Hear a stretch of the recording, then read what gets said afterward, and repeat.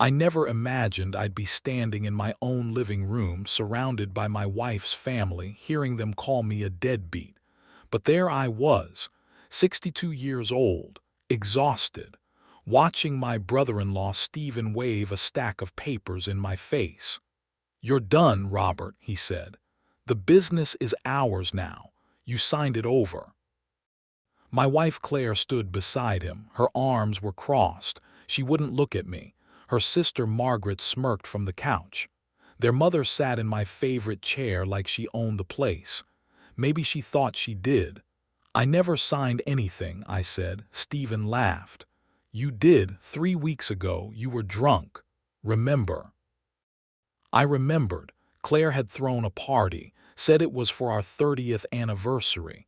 I'd had a few drinks, more than a few, but I didn't remember signing anything, especially not papers that would hand over my construction company.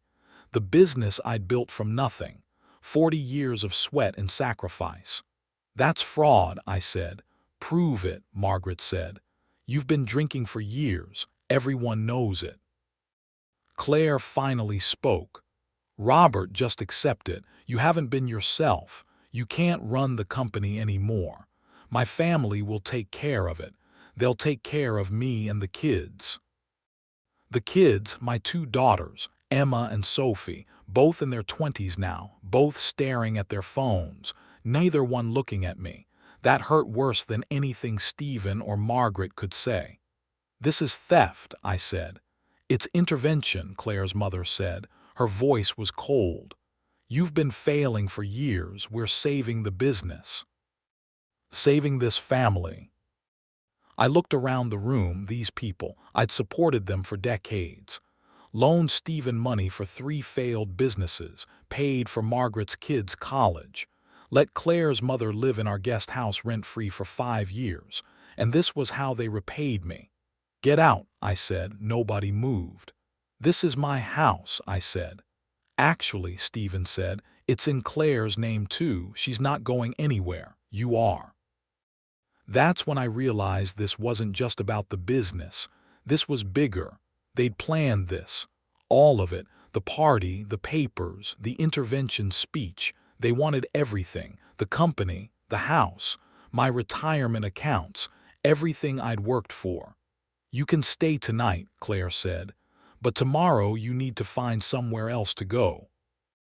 I stood there, numb, trying to process what was happening. Then Emma spoke, my oldest daughter, the one I'd walked down the aisle 2 years ago, the one whose wedding cost me $40,000. "Dad, maybe it's for the best," she said. "You haven't been happy. Maybe this is your chance to start over." Start over, at 62, with nothing. I walked out of that room, went upstairs, locked myself in the guest bedroom. I could hear them downstairs, celebrating, laughing, dividing up my life like vultures. I didn't sleep that night. I just sat there, thinking, trying to figure out how my life had fallen apart so completely, and trying to remember if I'd really signed those papers. Let me back up, tell you who I was before all this. I started my construction company in 1983. I was 23 years old, had nothing but a pickup truck and a toolbox, no college degree, no rich parents, just a willingness to work harder than anyone else. I built houses, small jobs at first, additions, repairs, decks, then bigger projects, custom homes, commercial buildings. By the time I was 40, I had 20 employees. By 50, I had 50 employees. Annual revenue was pushing $12 million. I met Claire in 1985. She was a secretary at one of my job sites. Pretty, sweet, or so I thought. We got married in 1995, had Emma in 1996, Sophie in 1999. I thought I had it all. The business, the family, the house in the suburbs, the boats and vacations and college funds. Claire's family was different from mine. I grew up poor, coal country in Pennsylvania. My dad worked himself to death in the mines. My mom cleaned houses. I knew what hard work looked like, what sacrifice meant. Claire's family was middle class, nothing special, but they acted like they were royalty. Her dad had been a manager at a paper mill, retired with a pension, died when Emma was 5, left his wife with the house and some savings, not much, but they thought they were something. Stephen was the oldest, never could hold a job, always had schemes, always needed money. I helped him. Loaned him $30,000 for a landscaping business in 2003. Never saw a penny back. Gave him another $20,000 for a restaurant in 2009. That failed too. He never thanked me, never apologized. Just kept asking for more. Margaret was worse. Entitled, lazy, married a guy who couldn't keep a job, had 3 kids, always complaining about money. I paid for Christmas every year, birthday parties, school supplies, even co-signed a loan for their house in 2015. They missed payments. Nearly wrecked my credit, but I did it because family matters, because Claire asked me to, because I wanted to be different from my dad, wanted to be generous, supportive, a good provider. I was an idiot. Looking back, I should have seen it coming. The signs were there. Around 2018, Claire started complaining, said I worked too much, wasn't around enough. Never mind that I was working to pay for everything, the house, the cars, the vacations, Emma's wedding, Sophie's apartment in the city. She started spending more time with her family, having them over constantly. Stephen would show up unannounced, use my tools, drink my beer, act like he owned the place.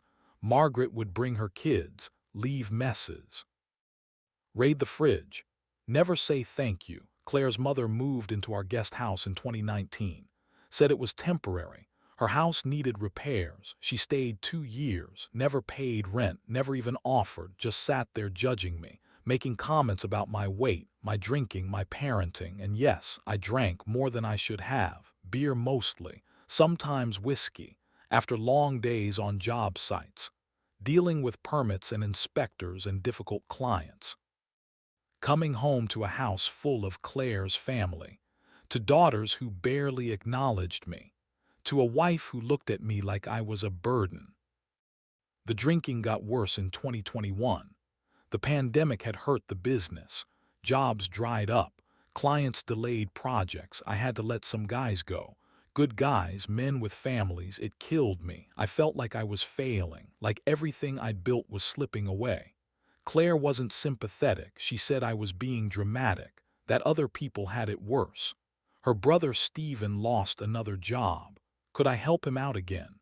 Her sister Margaret needed money for her kids' braces. Could I cover it? I said yes. Every time, like an idiot.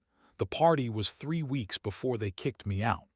Claire said she wanted to celebrate our 30th anniversary. Invite some friends, have dinner, nothing fancy. I should have known better. Claire's entire family showed up, plus people I barely knew, neighbors, some of Claire's friends from her book club. The house was packed. Stephen pulled me aside early, said he wanted to talk business. He'd been working as a consultant for my company for 6 months. Claire had insisted, said it would help him get back on his feet. He didn't do much, came to the office twice a week, made phone calls, mostly just collected a paycheck. Robert, I've been looking at the books, he said. You've got some opportunities, investments, tax strategies, but you need to reorganize, make some changes. I was already 2 beers in, tired, didn't want to talk business at my own anniversary party. We can discuss it Monday, I said. It's time sensitive, he said. Just sign these forms. It's routine stuff, transferring some assets, setting up a new LLC, better tax structure. Trust me. I was drunk, exhausted, surrounded by people. I glanced at the papers. They looked official. LLC formation documents, tax forms, the kind of paperwork I'd signed 100 times over 40 years. Claire knows about this, I asked. Of course, Stephen said. She's been helping me with it. She wants what's best for you, for the family. I signed, didn't read carefully, didn't ask questions, just wanted Stephen to leave me alone so I could get through the night. That was my mistake. The mistake that cost me everything. The truth comes out.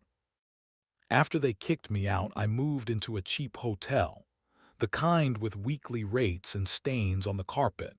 I had $2,347 in my checking account. Everything else was frozen. Claire's lawyers had moved fast. I hired an attorney. Guy named Tom Fletcher. Older, experienced. Cost me everything I had left, plus he agreed to work on contingency for the rest. Tom reviewed the papers I'd signed. His face went dark. "Robert, these aren't LLC formation documents," he said. "This is a transfer of ownership. You signed over the entire company, the house, everything." My stomach dropped. "Can we fight it?" "We can try, but you signed, your signature, witnessed. They'll argue you were of sound mind, that you knew what you were doing." "I was drunk, they tricked me." "Proving that will be difficult, especially if they have witnesses saying you were coherent, functional." I felt sick. 40 years of work, gone because I'd been stupid and trusting. Tom kept digging, found more. Claire had been transferring money out of our joint accounts for months. Small amounts, 500 here, 1,000 there, building up a secret account. She'd also taken out a second mortgage on the house, without telling me. Used my forged signature. "They've been planning this for a while," Tom said. "This wasn't impulsive. This was calculated." The betrayal cut deeper than I thought possible. My wife, the mother of my children, she'd been plotting against me for months, maybe years, with her family's help. I tried calling Emma and Sophie, left messages, sent texts. They didn't respond. Finally, Sophie sent a text, brief, cold. "Dad, you need to accept reality. You've been struggling. Mom's doing what's best. Please don't make this harder." That's when I understood. They were all in on it. My whole family. They decided I was the problem, that I was finished. Used up. Better off discarded so they could take what was left. I was ready to give up. Sign whatever they wanted, walk away with nothing, start over, maybe move somewhere cheap, find a job, live out my years alone. Then I got a letter. It came to the hotel, plain envelope. No return address. Inside was a single page, handwritten, from someone named Patricia Morneau. "Dear Robert, I was your father's nurse in his final months. He passed in 2019. Before he died, he asked me to send this letter if anything ever happened to you. He said you might need to know the truth. Your father was not your biological father. Your mother had an affair in 1960. She was young, scared. She told your father when she found out she was pregnant. He agreed to raise you as his own. He loved you, never treated you differently, but he wanted you to know the truth if you ever needed it. Your biological father was a man named Charles Whitmore. He died in 2015. He was wealthy, a real estate developer in Pittsburgh. He never knew about you. Your mother never told him, but he left a will. It named any children he might have had, including from affairs. His estate is worth $156 million. It's been in probate for years, waiting for potential heirs to come forward. I didn't know if I should send this, but your father made me promise. He said if you ever needed help, this information might save you. I hope it helps. Patricia Morneau. I read that letter 5 times, couldn't believe it. My dad, not my dad, another man, wealthy, dead, leaving money. It felt like a scam or a joke. But the letter included details, dates, names. An attorney contact in Pittsburgh, a case number. I called Tom Fletcher, told him everything. He was skeptical but agreed to check it out. 3 days later, he called me back. His voice was different, excited. "Robert, it's real. Charles Whitmore's estate. $156 million. There are 3 known children, but the will specifically includes unknown biological children. You'll need a DNA test, proof of relation. But if it matches, you're entitled to a share." A share of $156 million.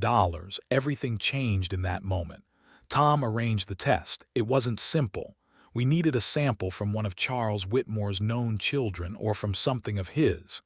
The estate had saved personal items, hair samples, things kept in storage. The test took 3 weeks. 3 weeks of waiting in that hotel room, wondering if this was real, if I'd finally caught a break, or if it was all a cruel joke. Claire called during that time. She wanted me to sign more papers, finalize the divorce, agree to the asset split, give up any claim to anything. "Robert, let's make this easy," she said. "You sign, we move on. No lawyers, no fighting." "I'll think about it," I said. "There's nothing to think about. You have nothing. No business, no house, no money. Just sign and we can all move forward." I didn't tell her about the letter, the DNA test, the estate. I just said I needed time. She got angry, said I was being difficult, selfish, making things harder for everyone, especially the girls. "They don't want to deal with this, Robert. They want peace. A closure. Then they can call me themselves," I said. She hung up. Emma called the next day. Her voice was tight, annoyed. "Dad just signed the papers. Mom's stressed. We're all stressed. You're dragging this out for no reason." "I want to talk to you," I said. "To you and Sophie, in person." "There's nothing to talk about. You weren't there for us. You were always working, always drinking. Mom did everything, raised us, took care of us. You were just the paycheck." That stung, because part of it was true. I had worked a lot, missed recitals and games and school events, but I'd done it for them, to provide, to give them opportunities I never had. "Emma, please just meet me for coffee. Let me explain." "Explain what? That you're bitter, that you can't accept reality. Dad, grow up, sign the papers." She hung up too. I sat in that hotel room thinking about my daughters, how they saw me. How Claire had poisoned them against me, told them I was the problem, the failure, the deadbeat. Maybe they were right. Maybe I had failed as a husband, as a father. Maybe I deserved this. Then the DNA results came back. Tom called me. His voice was steady, professional, but I could hear the smile underneath. "Robert, it's a match. 99.7% probability. Charles Whitmore was your biological father." I didn't say anything, couldn't, just sat there holding the phone. "Robert, are you there?" "I'm here," I said. "You're entitled to a quarter of the estate, $39 million, after taxes, legal fees. You're looking at about $26 million. Maybe more." $26 million. I'd gone from nothing to $26 million in 3 weeks. I didn't tell Claire right away. Tom advised me to wait, let the estate settle, make sure everything was official. We filed the claim, submitted the DNA evidence, waited for the probate court to process everything. Meanwhile, Claire's lawyers kept pushing, sent threatening letters, said if I didn't sign, they'd drag me through court, prove I was incompetent, make me pay their legal fees. I ignored them. Let Tom handle it. 6 weeks later, the estate settlement came through. $39 million deposited into an account Tom set up, protected, safe. Mine. I paid Tom his fees. Then I made some calls, hired a forensic accountant, had him review everything Claire and her family had done. The forged signatures, the secret accounts, the stolen assets. It was worse than I thought. They'd taken almost $2 million from the business, from accounts, from assets they'd sold without my knowledge. They'd planned to strip everything and leave me with nothing. My accountant prepared a report. Tom prepared a lawsuit, fraud, theft, conspiracy. We had evidence, documents, proof of everything. Then I called Claire. "I'm ready to talk," I said. She sounded relieved. "Good, finally. Let's sign these papers and be done." "No papers," I said. "I want a meeting, you, Stephen, Margaret, your mother, Emma, Sophie, everyone, my lawyer's office. Friday at 2. "Robert, that's not necessary. We can just Friday at 2, or my lawyer files criminal charges. Your choice. Silence, then what are you talking about? Friday, I said, don't be late. I hung up. They came, all of them. Claire looked nervous. Stephen looked angry. Margaret looked confused. The girls looked annoyed. Claire's mother looked like she'd rather be anywhere else. Tom's conference room was nice. Big table, leather chairs, windows overlooking downtown. I sat at the head of the table, Tom beside me, my accountant on the other side. "What is this, Robert?" Claire asked. "Some kind of power play." "It's the truth," I said, finally. Tom slid folders across the table, one for each of them. "Inside those folders is evidence of fraud, theft, and conspiracy," Tom said. "Forged signatures, unauthorized transfers, false documents, everything you've done over the past year." Stephen opened his folder. His face went pale. "This is nothing," he said. "You signed those papers, you agreed." "While drunk," Tom said. "After you deliberately got him intoxicated, that's fraud, and the transfers before that, the secret accounts, that's theft." Claire was shaking. "Robert, what are you doing?" "What you forced me to do," I said, "protecting myself." Margaret stood up. "This is ridiculous, you're bluffing." "Sit down," Tom said. His voice was iron. "We have everything, bank records, witnesses, even video from your anniversary party showing you coaching Robert on what to sign. We can prove intent, premeditation. You're looking at criminal charges, all of you." Emma finally spoke. "Dad, you can't be serious. We're family." "No," I said. "Family doesn't steal. Family doesn't lie. Family doesn't throw you away when they're done with you." Sophie's eyes were wet. "We didn't know. Mom said you agreed, that you wanted this." "Did you ask me?" I said. "Did either of you call, come see me? Or did you just believe what your mother told you?" They didn't answer. Claire was crying now. "Robert, please, we can fix this. We can make this right." "You're right," I said. "We can, here's how." Tom slid more papers across the table.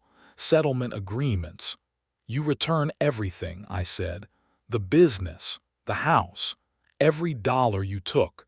You sign confessions admitting what you did. You agree to permanent restraining orders, and you never contact me again." "And if we don't?" Stephen asked. "Criminal charges," Tom said. "Fraud, theft, conspiracy. You'll do time, all of you. Even the girls for accessory after the fact. They knew about the transfers, they benefited, that makes them culpable." Claire's mother spoke for the first time. "You'd send your own children to prison." "I'd hold them accountable," I said, "something their mother never taught them." The room went quiet. They read the papers, whispered to each other, tried to find a way out. There wasn't one. "You have 24 hours," Tom said. "Sign and return everything or we file charges. Your choice." We stood up, walked out, left them sitting there. It was the best I'd felt in years. They signed, all of them, returned the business, the house, most of the money they'd taken, admitted everything in writing, agreed to stay away. I didn't press charges, didn't see the point. They'd lost, that was enough. I sold the business. Didn't want it anymore. Sold the house too. Too many bad memories. Started fresh. Moved to North Carolina. Small town, mountains, bought a cabin, paid cash, set up trusts, invested wisely, lived simply. Emma and Sophie reached out months later, said they were sorry, wanted to talk, explain. I listened, forgave them eventually. We talk now. Sometimes it's not what it was. Maybe it never will be, but it's something.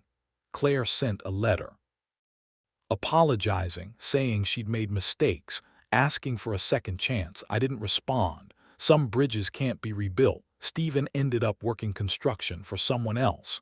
Last I heard, he's doing okay. Margaret moved to Florida. Her husband got a steady job. They're making it work.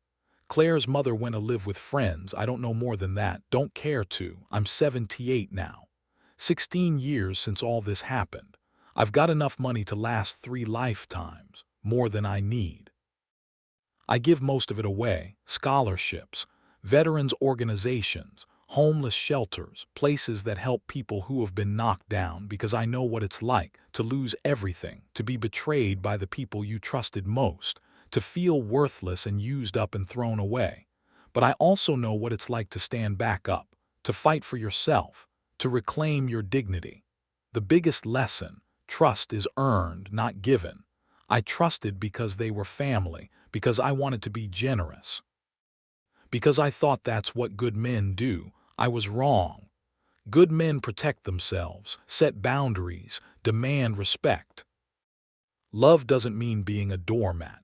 It means standing for something, having principles, knowing your worth. I also learned that rock bottom has a silver lining. When you lose everything, you find out who you really are, what you're made of, what you value. I lost my business, my marriage, my family, but I found myself, found my strength, found peace. Would I change anything? Maybe. I'd pay more attention, trust my instincts, stand up sooner. But the pain taught me things success never could, made me wiser, stronger, better. And that's worth something, maybe everything. Sometimes the people who betray you do you the greatest favor of all. They show you the truth and give you a second chance to build a life worth living.